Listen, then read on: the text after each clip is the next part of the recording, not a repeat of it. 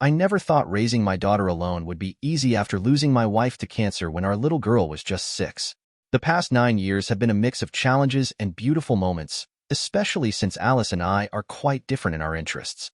While I'm all about cars and sports, she's more into art and music, taking after her mom completely.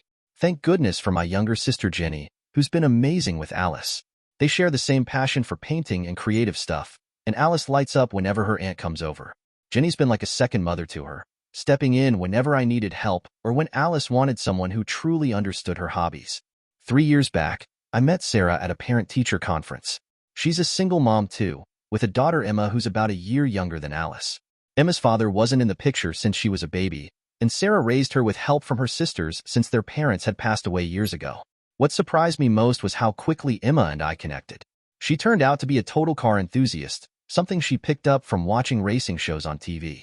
Since she never had any male figure in her life who shared these interests, she was thrilled to finally have someone to talk about engines and racing with. This is where things got complicated. I started taking Emma to local car shows and racing events, things I tried to interest Alice in before, but she'd always politely declined. During these outings, Alice would usually spend time with Jenny, working on their art projects or visiting museums. Everything seemed fine until Jenny pulled me aside last month. She told me Alice was feeling left out because of all the time I was spending with Emma. There was this big vintage car show coming up next weekend that Emma had been looking forward to for months, and Jenny suggested I shouldn't take her. I felt terrible about Alice feeling this way, but I also thought it wouldn't be fair to suddenly cancel on Emma. I tried talking to Alice about the car show, but she said she wasn't interested in going. I explained to Jenny that while I understood her concerns, I couldn't disappoint Emma by canceling, especially since she'd been counting down the days. Jenny wasn't happy with my response. She said I needed to prioritize my own daughter and that I was damaging my relationship with Alice. Her words hit hard, making me question if I was somehow failing as a father. I've always made sure to take Alice to the things she enjoys: art exhibitions, musical performances, and theater shows. But Jenny's words made me wonder if that was enough. Was I unconsciously favoring Emma because she shared my interests? Was I trying to make up for lost time by having someone who finally understood my passion for cars and racing? The situation got more complicated when Sarah noticed something was off. She's always been incredibly perceptive, and one evening after dinner, she asked if everything was okay between the girls. I didn't want to worry her, especially since Emma was finally coming out of her shell and making friends at her new school. What made it harder was seeing how well the girls actually got along when they were together. There was never any obvious tension or jealousy between them. In fact, they seemed to enjoy each other's company during family dinners and weekend gatherings. But according to Jenny, there was more going on beneath the surface. I spent several nights lying awake, trying to figure out how to balance everything. The last thing I wanted was for Alice to feel like she was being replaced, or that I valued Emma more because she shared my interests. At the same time, I didn't want to pull back from Emma and make her feel rejected, especially since she'd already dealt with abandonment issues from her father's absence. The situation reminded me of something my wife used to say about how love isn't like a pie. Giving more to one person doesn't mean there's less for another. But still, time is finite, and maybe I wasn't distributing it as fairly as I should have been. I decided to talk with Alice directly about what Jenny had told me. One evening after dinner, I asked her to join me for a walk, something we used to do often when she was younger. As we strolled around the neighborhood, I told her how much I loved her and how proud I was of the person she was becoming. I mentioned how much she reminded me of her mother, especially her creativity and gentle spirit. She looked at me strangely, probably wondering where this conversation was heading.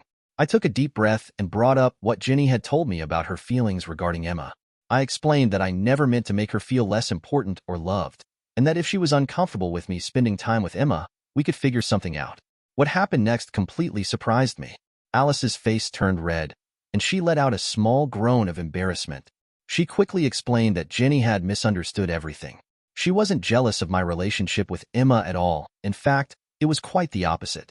She admitted she was actually jealous of me spending time with Emma because she wanted to hang out with Emma more herself. I must have looked confused because Alice hurried to explain. According to her, Emma was one of the nicest people she'd ever met, and she'd been wanting to become better friends with her since they first met.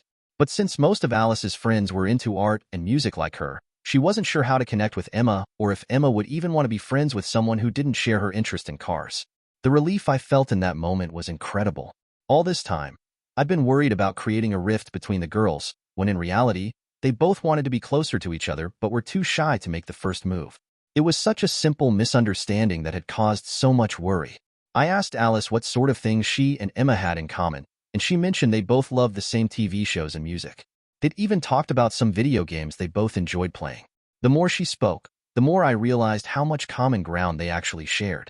That night, I called Sarah to discuss what I'd learned. She was equally relieved and mentioned that Emma had been acting a bit reserved lately, which she'd attributed to normal teenage awkwardness. But now it made sense. Emma was probably feeling the same uncertainty about approaching Alice. Sarah told me something interesting too. Apparently, Emma had been wondering if Alice was upset about all the time she spent with me at car events. She'd even considered skipping the upcoming vintage car show, worried that it might make Alice feel left out. It was ironic how both girls were so concerned about each other's feelings that they'd created this unnecessary distance between themselves. We decided to be proactive about helping them build their friendship. Sarah suggested we could start by having more family movie nights, since both girls enjoyed the same kinds of films. I also offered to get them tickets to see their favorite band when they came to town next month, something they could do just the two of them. When we brought up these ideas to the girls, their reactions were priceless. Both of them immediately brightened up, and before we knew it, they were excitedly planning which movies they wanted to watch first and discussing the songs they hoped would be played at the concert. I felt a bit foolish about how worried I'd been. Here I was, concerned about managing some complex family drama, when all that was really needed was a simple conversation and a little nudge in the right direction. Sarah felt the same way. We'd both been so caught up in our own interpretations of the situation that we'd missed what was actually going on with our daughters. Jenny called later that week to check how things were going. When I told her about what had really been happening, she was quiet for a moment before laughing and admitting she might have jumped to conclusions. She'd been so protective of Alice that she'd seen problems where none existed. Still, I thanked her for bringing it up. If she hadn't, who knows how long this misunderstanding might have continued. The vintage car show weekend turned out differently than anyone expected. Emma still wanted to go, but she asked if Alice could come along too. At first, I was surprised. Alice had never shown any interest in cars before. But Emma explained that she wanted to share her hobby with Alice, just like she hoped Alice would teach her about art someday. Alice agreed to join us, not because she suddenly developed an interest in vintage cars, but because she wanted to understand why Emma got so excited about them. During the show, something wonderful happened.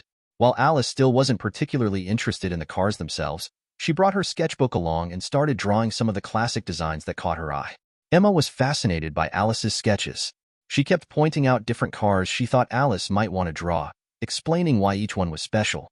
Before long, they were walking around together, with Emma sharing car facts and Alice showing Emma how she captured different details in her drawings.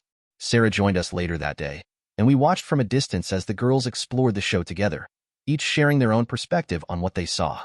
It was amazing to see how they'd found a way to combine their different interests into something they could both enjoy. That day marked a turning point. Over the next few weeks, the girls started spending more time together. Emma attended one of Alice's art classes, while Alice joined Emma for a racing game marathon.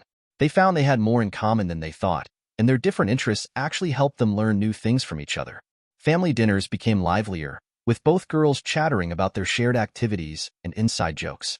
Sarah and I often caught each other smiling across the table, amazed at how naturally their friendship had developed once they got past their initial shyness. Jenny visited a few weeks later and was surprised by the change in dynamics. She admitted she'd been worried unnecessarily and was happy to see Alice so content. The girls had even convinced Jenny to join them for their weekly movie nights, turning it into a real family event. Looking back, I realized how much I'd overthought everything.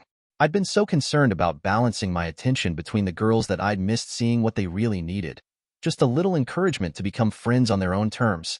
Sarah and I learned an important lesson about blending families. Sometimes the best thing we can do as parents is step back and let relationships develop naturally.